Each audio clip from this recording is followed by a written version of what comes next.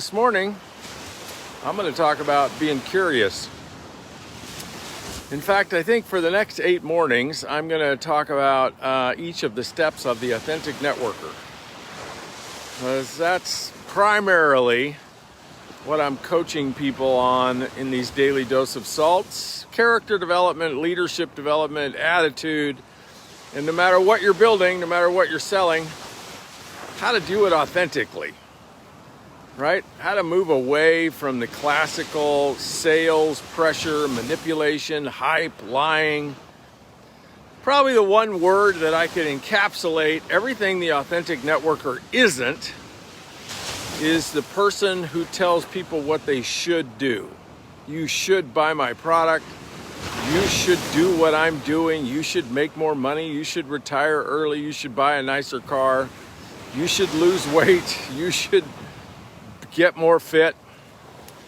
The authentic networkers, no matter what they're building, they're the anti-shoulds. And so what does an anti-should look like? And how does an anti-should move in the world? Well, we do it through the 8 steps of the authentic networker. The lovely Stacy Clark is going to drop a link in the comments to the 8 steps to the authentic networker webinar in case any of you would like to be the proud owners of it. So today is revenue day. How about that? So, I figured if there's 10,000 of you that eventually watch this live and you each order the Authentic Networker webinar, which is $47, I think. Maybe it's $97, I can't remember. Anyway, I'm done for the month, right? I don't need to sell anything else. That probably won't happen, but anyway, hey, you can dream, right? And don't steal my dream. So, what's the first step of the authentic networker? It's curiosity.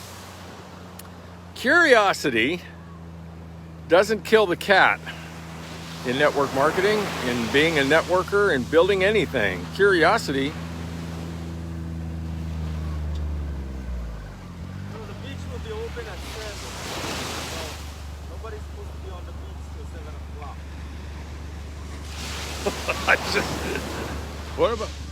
What do I tell all these people?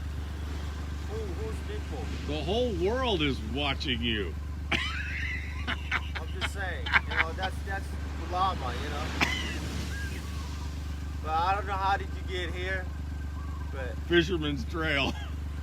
Really? Fisherman's Trail? Yeah. Because I'm down here. You're already here, so... I'm going to walk slowly off the beach. I hope, because I was like, I didn't see him coming, I snuck in the back way.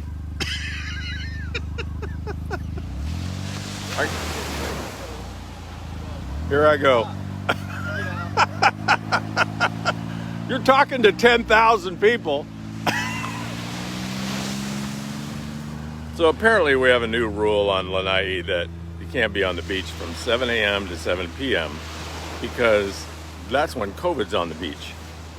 From 7 p.m. at night until 7 a.m. in the morning, it's the beach, right? Beautifully groomed beach. All these lovely picnic tables. I'm the only one on the beach, other than the park ranger who just tried to kick me off the beach. Who makes up these rules? I don't know. I'm all for the right rules, but can't be on the beach. I guess that's to curb overnight slumber parties. I don't know. Anyway, just to honor the park ranger, I'm going to slowly walk and talk. And I got to collapse my monopod, which keeps sticking in the sand. So, don't go away. So anyway, curiosity. So, I want you to think about what a better place the world would be if we were all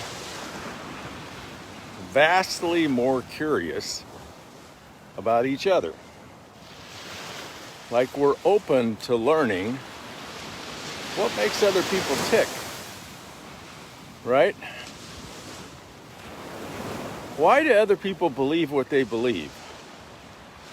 Why do people see the world a certain way? What is the culture where these people come from? What gives people pain and frustration? What makes them worry? What are they passionate about? What are their dreams and ambitions? Why did they choose the career they choose? Do they love their career? Or are there things about it they don't love? What about their family? How do they feel about raising kids? I mean, how to raise them, right? How do they feel about education? How do they feel about wealth and money? How do they feel about rich people? How do they feel about poor people? How do they feel about fitness? How do they feel about food and the integrity of the food supply? How do they feel about toxins?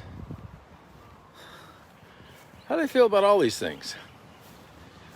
Imagine what a better place the world would be if we were all curious about each other. And I want to tell you, that's the number one thing the authentic networker is. The authentic networker lives in a state of being that is curious about other people.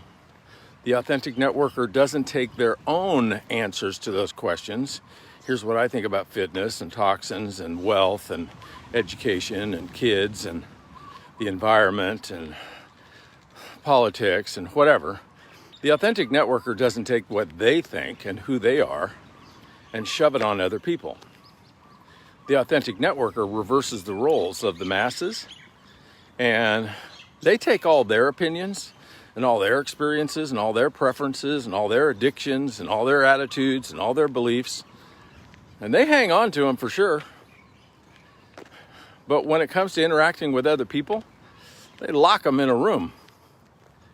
And they only come out if the other person specifically asks about them. And what the authentic networker does when they're in the presence of other people is study those other people by being curious. And if you're curious, you're going to do two things. One, you're going to ask questions as opposed to making statements. You're going to ask questions instead of telling your own stories. You're going to ask questions as opposed to giving your own opinions. You're definitely going to ask questions instead of telling people what they should do. And when people answer your questions, you're going to listen. All right, we're going to talk about that tomorrow. So the step one of the authentic networker is not a thing that you do. So I want you to take it from a thing that you do, like a strategy to sell more product. Which that's how I first learned about it.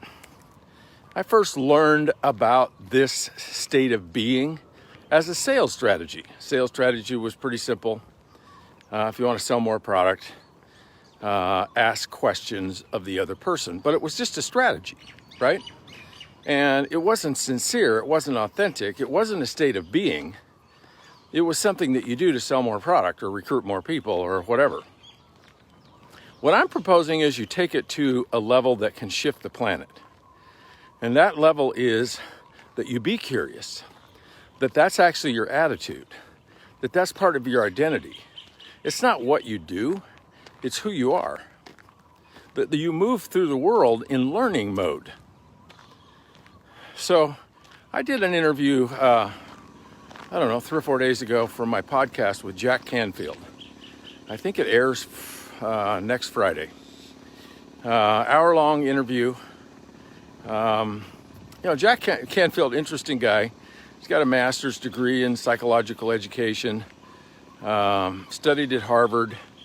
Guinness World Book of Records for having the most number of New York Times bestsellers simultaneously in the number one slot. 6 simultaneous New York Times bestsellers. And Jack and I spent an hour talking. And at the end of the interview, I said, okay, Jack, you've learned a lot of things. You've studied a lot of people. You've given out a lot of wisdom. What's the number one thing that you've learned in your journey? What's the number one thing you learned that made Jack Canfield Jack Canfield? Sold over half a billion books, 500,000 books. You know what the number one thing Jack said? Learning. He was a learner. Now, how can you learn anything from somebody else if who you are is a talker? If who you are is a shooter? If when you get in the presence of other people, what you just do is squat and shoot all over them? That's what it feels like to other people. It feels like ick. It feels like foul. It feels like disrespect and dishonoring. It does not inspire people for when you get around them to tell them everything about you and what they should do and how they should be like you. Imagine the political environment in our country if who we were with each other was curious. We don't have to change our values or our perspectives or what we want. What if we just learned how is it that other people see it that way? You know, one of the examples I think about is hunters, right? If you're not a hunter, if you grew up, for example, in the city, and like in a big city, you probably see hunters as like revolting weirdos, right? Why the hell would you like dress all up like a tree and go scrounge around in the woods and try to shoot everything that moves? And then take it home and dress it? Why would you do that? Right? It's disgusting. And in fact, a city dweller can't even understand why somebody would want a gun. Okay, maybe in cities with lots of crime, you want a gun for protection, but why do you need that whole rack of rifles that you have, right? What are you going to do with those? So I get it. I totally get it. I also get what it's like to grow up in a rural family where hunting is a way of life. In fact, it's a badge of honor. It's a rite of passage for young men and sometimes young women. Hey, I understand both perspectives really well. So I can listen to somebody argue for gun control, and I get it. I can actually listen to their logic. I can listen to their proposal. I can listen to the intention. I can listen for the end result. And I can listen to somebody advocating, Second Amendment rights? You know, the right to bear arms. I can listen to both sides. Why? Because I've been curious my whole life. I was raised a hunter, but fortunately, I didn't live in a bubble, right? And I didn't live with the attitude of, I don't care what all those city dwellers think. I'm going to hunt the rest of my life. I'm going to keep all my guns, and there's nothing anybody can do about it. I'm just using gun control as an example, right? What if all of us were just curious enough to learn, not change our minds, but just learn? How did you grow up, you person with that other attitude?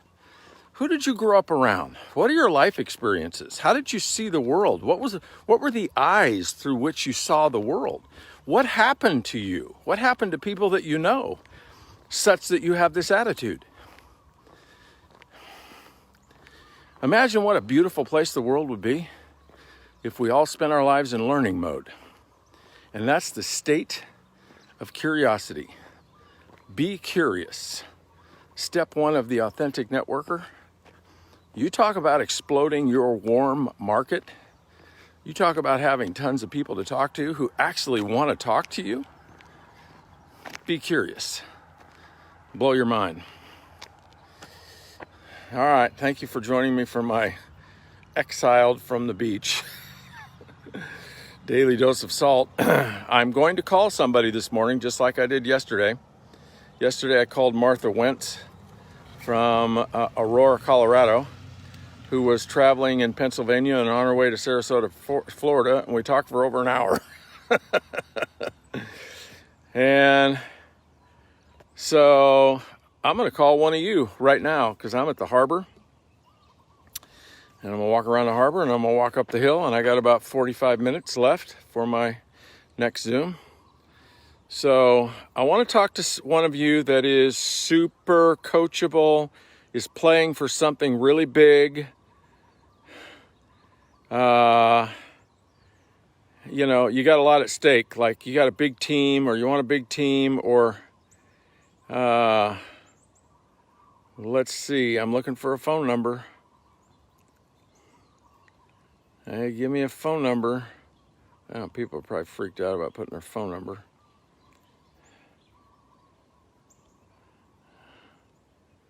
All right, where is it? Somebody give me a number. Oh, there it is. Deb McGregor. All right, Deb, you're it. I wonder if I can make that number. I just took a picture of it. Hey, you guys. Thanks. See you tomorrow.